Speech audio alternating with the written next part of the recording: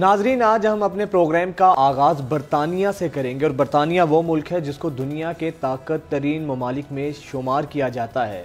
اور فضا، آپ کو پتا ہے کہ برطانیہ کی جو حکومت ہے وہاں پر سرکاری گاڑیوں کی تعداد صرف 45 ہے، یعنی کہ پورے 45,000 کے نہیں، صرف 45 اور صرف گاڑیاں 45 صرف 45 گاڑیاں ہیں سرکاری۔ اور جب کسی بھی محکمے کو کسی بھی سرکاری محکمے کو کوئی گاڑی چاہیے ہوتی ہے تو جو بھی گاڑی اس وقت میسر ہوتی ہے وہ گاڑی استعمال کر لی جاتی ہے، خواہ وہ گاڑی کسی وزیر کو چاہیے، کسی مشیر کو چاہیے۔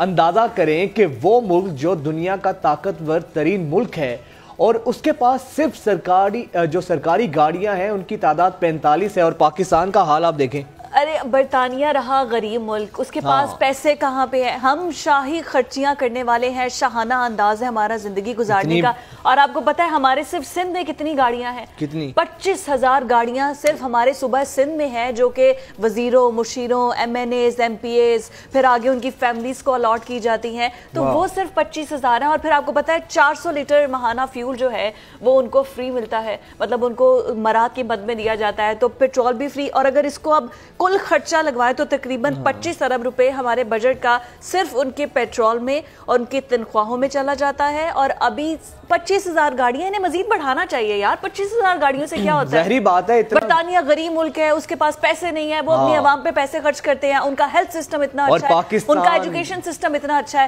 ہمارے چاہے سسٹم اچھا نہ ہو لیکن ہمارے وزیر اور مشیر ایک امیر ملک کے وزیر ہیں۔ جتنی بڑی تعداد میں، صرف آپ نے بتایا کہ ایک برطانیہ جیسے ملک کے پاس ٹوٹل سرکاری گاڑیوں کی تعداد 45 ہے تعداد میں، اور پاکستان میں صرف سندھ میں 25,000 گاڑیاں، جی صرف 25,000 گاڑیاں صرف سرکاری آفیسرز اور وزراء مشیروں کے لیے مختص ہیں۔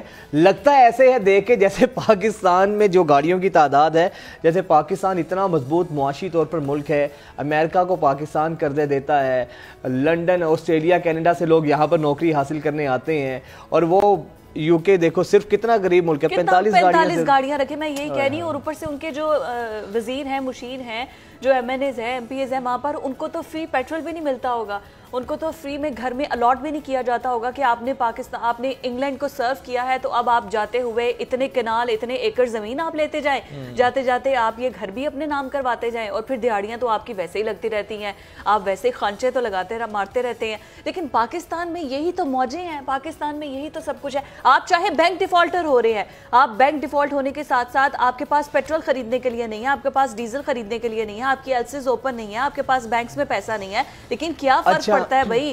گاڑیوں کی تو موجیں ہیں نا ہمارے پاس، موجیں ہیں۔ اور دوسری جانب ہمارے ملک میں جہاں پر فیول کا اتنا بحران ہے، پیٹرول مل نہیں رہا، 80 لاکھ لیٹر پیٹرول جو ہے صرف سرکاری آفس کو دینے میں خرچ ہوتا ہے، مفت خرچ ہوتا ہے۔